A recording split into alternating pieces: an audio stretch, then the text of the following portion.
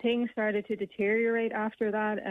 The riot squad made an advance up the road. There were people knocked to the ground. There was a woman screaming, "That's my brother, that's my brother," as a man was knocked to the ground. Further up the road, a fire was set to some pallets.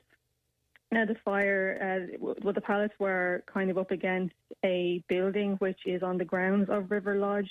I think it's a gatehouse. I can't say categorically what its use is for, but it is on the ground of River Lodge where IPAS is developing the asylum centre.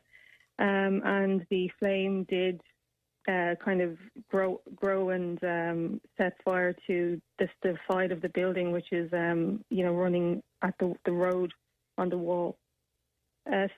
Things just kind of deteriorated from there. The riot squad were advancing. People were pepper sprayed.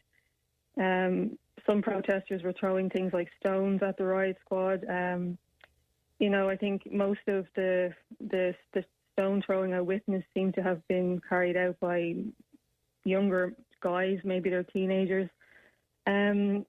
There was a man that was incapacitated by pepper spray. At one point, he was on his knees. The riot squad the clip you played, actually, just to give context of how that happened.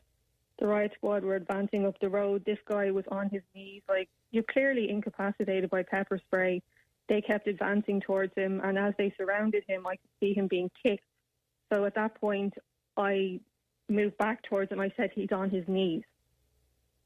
Because, I understand that the public order unit are they're fully within their rights to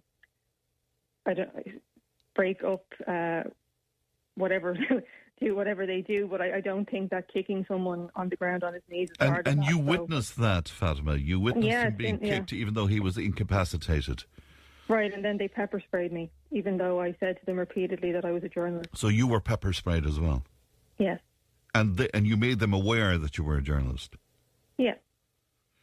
And you were what? You were trying to advocate on his behalf, were you?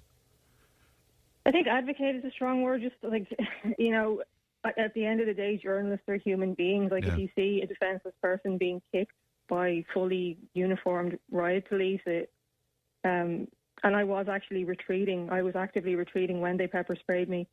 So I'm not sure what kind of threat a 5'6" skinny female journalist is to 10 or 15 fully uniformed riot police.